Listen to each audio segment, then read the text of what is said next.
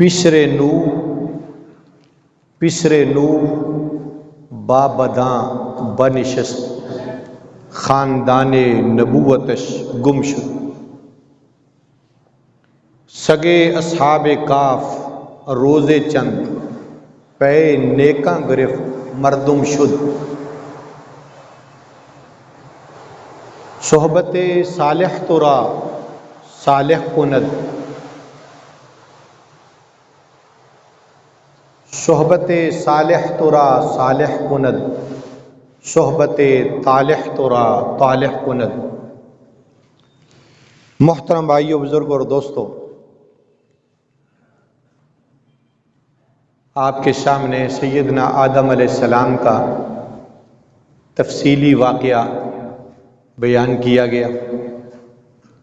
پھر سیدنا نوح علیہ السلام کا واقعہ آپ کی خدمت میں پیش کیا گیا.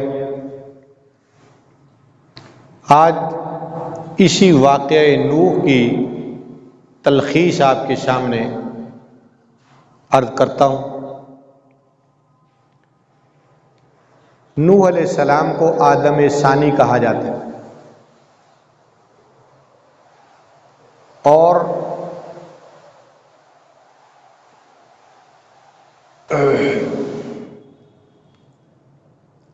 اللہ تعالیٰ نے ان کو دعوت و تبلیغ کے لیے ایک لمبا عرصہ عطا فرمایا. 950 سال، جیسے میں نے آیت پڑھی، وَلَقَدْ أَرْسَلْنَا نُوحًا إِلَىٰ قَوْمِهِ، ہم نے نوح علیہ السلام کو ان کی قوم کی طرف بھیجا. فَلَبِثَ فِيهِمْ، نوح علیہ السلام ان میں رہے 1000 سنہ، 1000 سال، إِلَّا 50 عامہ، مگر 1000 سے 50 سال کم. یہ قرآن کہتا ہے 1000 سے 50 سال کم کی مدت نبوت کا ٹینیور ہے، زمانہ نبوت.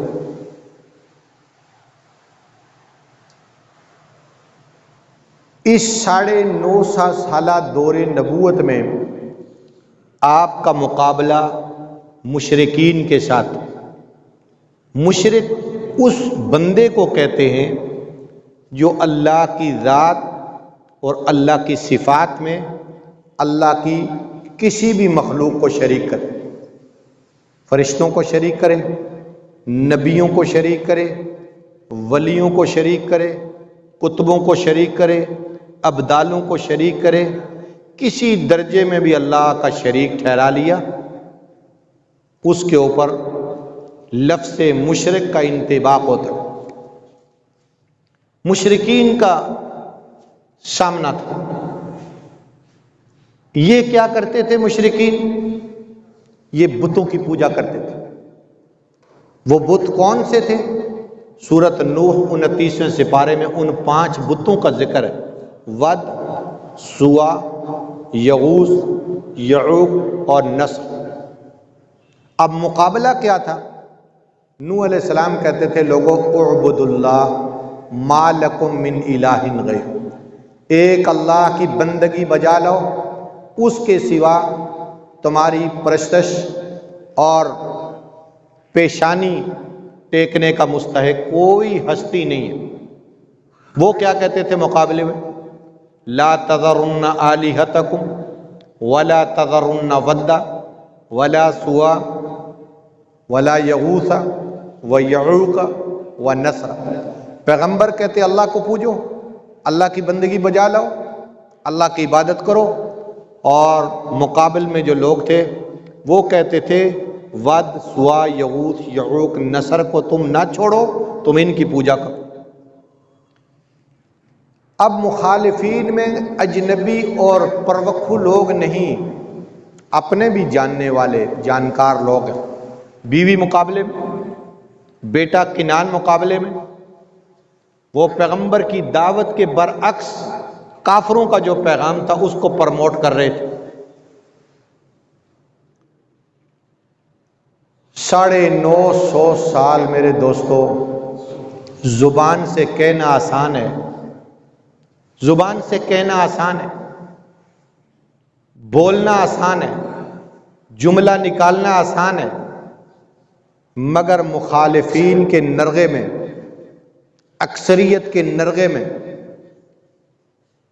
معمولی اور مٹھی بھر تعداد، اس کا جم کے کھڑے رہنا، ڈٹ کے رہنا میدان میں، یہ بہت بڑا کام ہے، بہت بڑا جہاد ہے۔ 950 سال ڈٹ کے کھڑے رہے اور ایک ہی پیغام سناتے رہے، اعبد اللہ۔ بھائی یہاں سے آگے کوئی ترتیب بنے تو اگلا کام کریں۔ ابھی سوئی اٹکی ہوئی ہے ایمان پر، ابھی سوئی اٹکی ہوئی ہے توحید پر۔ یہ لوگ توحیدی کلمات زبان سے ادا کریں، اپنی عملی زندگی میں یہ بتائیں کہ ہم اللہ جل جلالہ کی بندگی اور پرستش کے طرف آنے والے لوگ ہیں، ہم آپ کی دعوت پر لبیک کہہ رہے ہیں، پھر اگلا قدم نبی اٹھائیں۔ اب ان کی ضرورت کیا ہے؟ کیونکہ نبی انسانی ضرورت کے لیے آتے، انسانوں میں جو کمی ہے اس کو دور کرنے کے لیے آتے۔ ہمارے ہاں جو ترتیب ہے نا، معلومات معلومات معلومات، knowledge knowledge knowledge, latest information, breaking news, اس نے ہمیں تباہ کر دیا، اس نے ہمیں برباد کر دیا ہے۔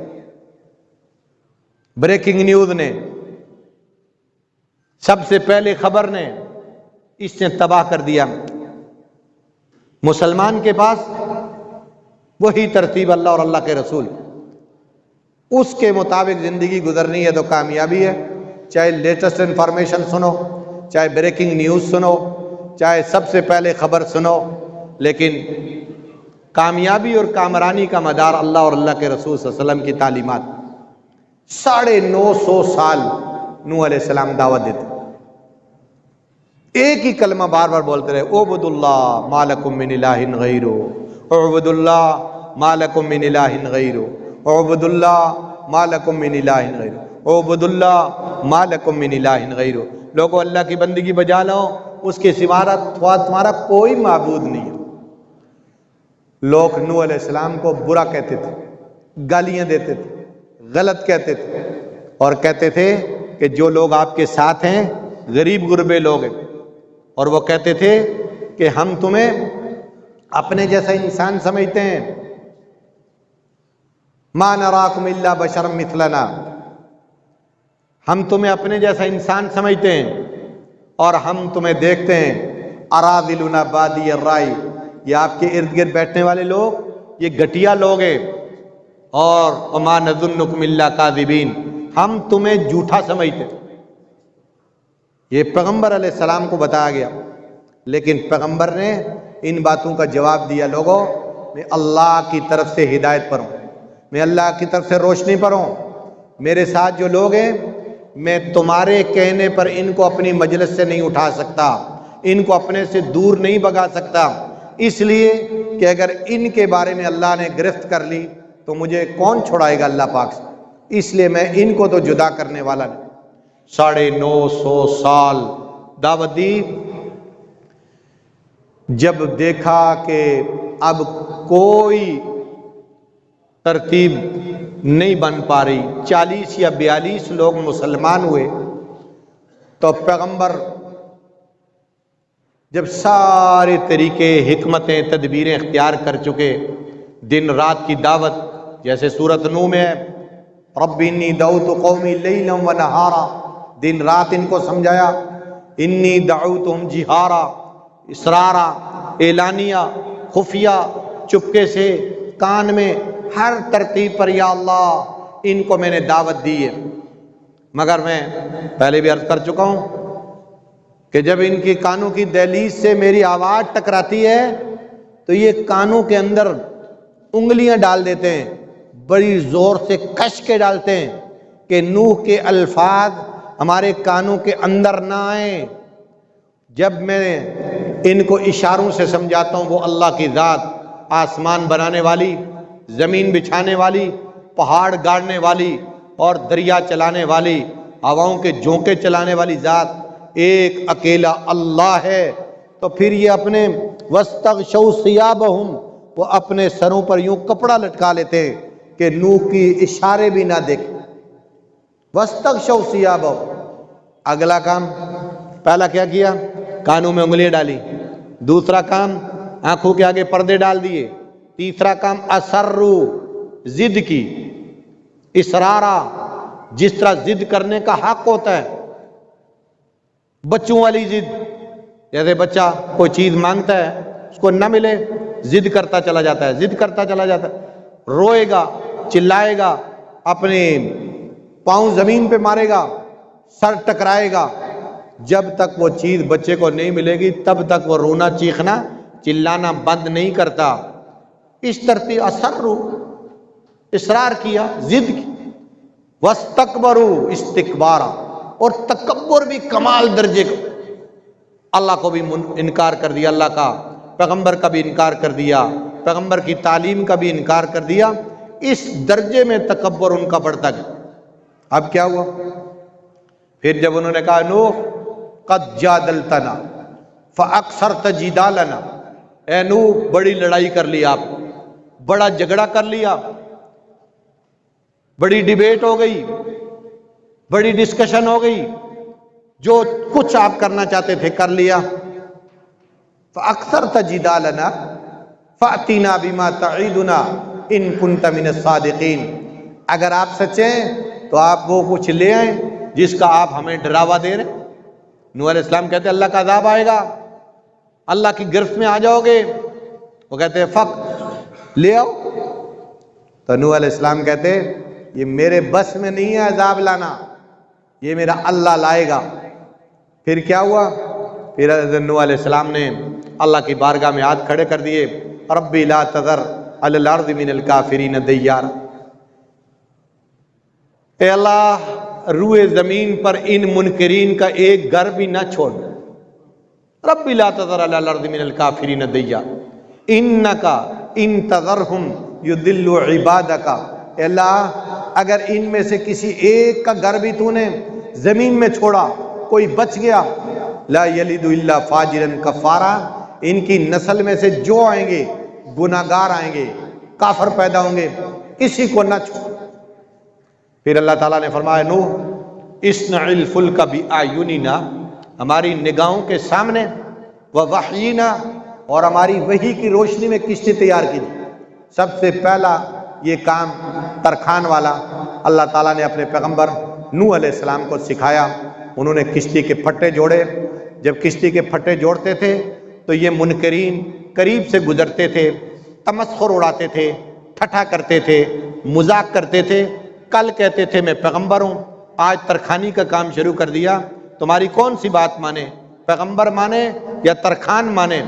نوح علیہ السلام رات شام کو کام بند کر کے گھر چلے جاتے، ظاہر ہے کئی دن لگے کشتی بنانے میں، وہ لوگ آ کے کشتی میں پیشاب کر جاتے تھے، پھر اگلے دن نوح علیہ السلام آتے، بھائی ان کا تماشا لگا ہوا، پھر ان کے جسموں پر پھوڑے نکلے، اللہ نے سزا دے دی، جسموں پر پھوڑے نکلے، پھنسیاں نکلی۔ نوح علیہ السلام کے بعد آئے جی کیا کریں، یہ جسموں پر بڑے پھوڑے نکلے، تو نوح علیہ السلام ان کو کہتے یہی جو گندگی تم نے کشتی میں کی ہے اس کو ہاتھوں سے لگاؤ اور جسموں کے ساتھ ملو، وہی اپنا گند کیا وہ اپنے ہاتھوں کے ساتھ اٹھا کے جسموں کو ملتے تھے۔ خیر کشتی تیار ہو گئی، اللہ تعالیٰ نے نشانی بتائی کہ تنور میں سے، قرآن کہتا ہے وفار تنور، تنور سے پانی جوش مار کے نکلے گا، چشمے ابلیں گے، اور آسمان سے بارش چھما چھم موسلا دھار برسے گی۔ ایسا ہی ہوا، کشتی تیار ہو گئی، اللہ نے فرمایا اس میں اہل ایمان کو بٹھا لیجئے اور ہر چیز کے جوڑا جوڑا سوار کر لیجئے۔ جب کشتی تیار ہو گئی، چشموں سے پانی ابلا، آسمان سے چھما چھم موسلا دھار بارش برسی اور پانی کی سطح بلند ہوتی گئی، کشتی بھی بلند ہونا شروع ہو گئی، اور حضرت نوح علیہ السلام نے اس وقت اپنے بیٹے کو کہا یا بنی ارکم معنا، اے میرے بیٹے کنان آئیے ہمارے ساتھ کشتی میں بیٹھ جائیے۔ بیٹے نے کہا ابا سآوی الی جبل یعصمنی من الماء، میں فلک بوس پہاڑی کی چوٹی پہ چڑھ جاؤں گا، پانی سے بچ جاؤں گا۔ نوح علیہ السلام نے فرمایا لا عاصم اليوم من امر اللہ، آج امر ربانی سے دنیا کی کوئی طاقت تجھے بچا نہیں سکتی۔ پانی کی سطح بلند ہوتی گئی، پانی پانی، جل تھل ہر طرف، کشتی بلند ہوتی گئی، اور نوح علیہ السلام کا بیٹا اور ان کی بیوی وہ جودی پہاڑ کی چوٹی کی طرف چڑھتے چلے جا رہے ہیں، چڑھتے چلے جا رہے ہیں، سپیڈ پکڑ رہے ہیں۔ جب جودی پہاڑ کی چوٹی کے ساتھ پانی برابر ہوا، ماں بیٹے نے سکھ کا سانس لیا کہ یہاں تک تو پانی آیا، اب آگے کہاں جائے گا۔ پھر جب پانی نوح علیہ السلام کی بیوی کی پنڈلیوں تک آیا، گھٹنے تک آیا، پھر بھی پریشانی بڑھنا شروع ہو گئی اب کہ اب یہاں بھی پانی بلند ہو رہا ہے، اللہ کی قدرت سے پانی بلند ہو رہا ہے۔ پھر جب اور پانی اوپر بلند ہوا تو نوح علیہ السلام کی بیوی نے اپنے بیٹے قینان کو دونوں ہاتھوں سے اٹھایا اور ایسی ترتیب پر یوں بلند کیا کہ شاید یہاں پانی نہیں جا سکتی، بیٹا بچ جائے، مگر اللہ کا عذاب پانی کی شکل میں یہاں پہنچا۔ وحال بینہم الموج فکان من المغرقین، موج جب دونوں کے درمیان حائل ہوئی اور دونوں غرقاب ہو گئے۔ یہ دجلہ اور فرات کے بیچ کی جو زمین ہے، حضرت نوح علیہ السلام اس جگہ پہ دعوت و تبلیغ کا میدان قائم کیا۔ دجلہ اور فرات کے درمیان یہ ارامینیا کے پہاڑوں سے نکلنے والا سلسلہ، اور یہ دجلہ اور فرات دو دریا یہ اکیلے اکیلے یہاں سے بہتے اور عراق کے زیریں زمین میں جا کر تحلیل ہو جاتے، اور پھر خلیج فارس کے خلیج عرب کے اندر یہ بہنے لگتے ہیں سمندر میں۔ اس مقام پر حضرت نوح علیہ السلام دعوت کا میدان قائم کیے ہوئے تھے، اور جودی پہاڑ کے لیے تورات کہتی ہے یہ ارارات کے پہاڑوں کا سلسلہ تھا، دور تک پھیلا ہوا۔ اللہ تعالیٰ نے ان کو تباہ کر دیا، اور جب عذاب کا سلسلہ ختم، لوگ ڈوب گئے، یہ کشتی جا کے وَاسْتَوَتْ عَلَى الْجُودِ، جودی پہاڑ کی چوٹی پہ ٹھہر، کتنے عرصے تک نشان کے طور پہ موجود رہی، اور آثار قدیمہ کے لوگوں نے بہت عرصے بعد بھی بتایا کہ یہ نوح علیہ السلام کی کشتی کے نشانات موجود ہیں۔ تو میرے محترم بھائیو، بزرگ اور دوستو، بیٹا بھی ڈوب گیا، بیوی بھی ڈوب گئی، نہ بیٹے کو پیغمبر کا بیٹا ہونا کام آیا، نہ بیوی کو پیغمبر کی بیوی ہونا کام آیا۔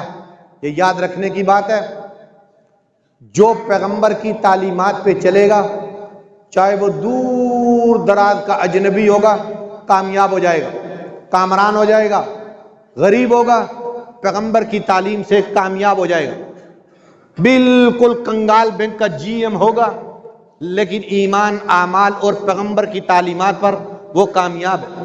ایک وقت بھوکا سوتا ہے، ایک وقت بھوکا رہتا ہے، ایک وقت سیراب ہو کے کھاتا ہے، پیغمبر کی تعلیمات پر عمل کرتا ہے، کامیاب ہے۔ لیکن پیغمبر کی تعلیمات چھوڑ کر چاہے رج کے کھاتا ہے، کوٹھیوں کا مالک، بنگلوں کا مالک، کاروں کا مالک اور بڑے بڑے مربوط جائیدادوں کا مالک ہے، وہ ناکام ہے، وہ کامیاب انسان نہیں تصور کیا جا سکتا۔ اس سے میرے محترم بھائی بزرگ اور دوستوں، اہل اللہ کی صحبت اختیار کرنے کی ضرورت ہے، نیک لوگوں کی صحبت اختیار کرنے کی ضرورت ہے، اولیاء اللہ کے قدموں میں بیٹھنے کی ضرورت ہے۔ ولیوں کے قدموں میں جو لوگ بیٹھتے ہیں، اللہ ان کو ولیوں کی تعلیمات سے بہراور کرتا ہے۔ کہتے ہیں نا، یک زمانہ صحبت اولیاء بہتر از عبادت 100 سالہ بے رو ریا۔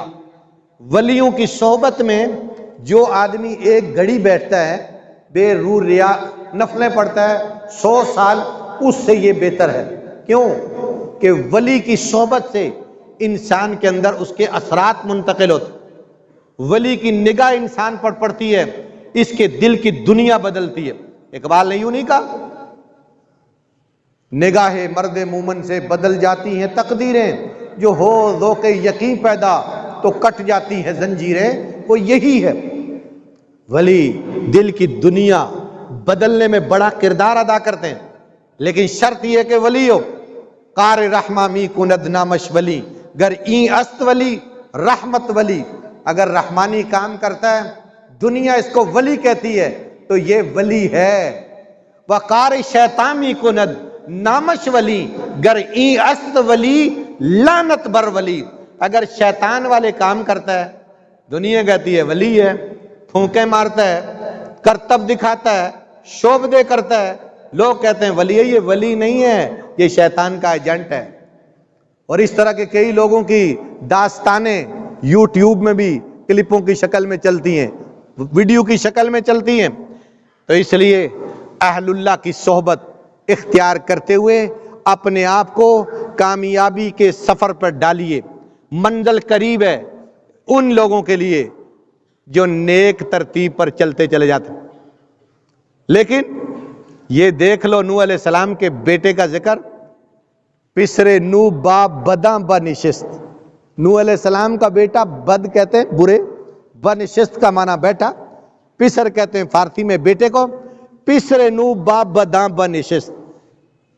نوح علیہ السلام کا بیٹا بروں کے ساتھ بیٹھا، خاندان نبوتش گم شو، نبوی خاندان ختم، سلسلہ آگے ختم۔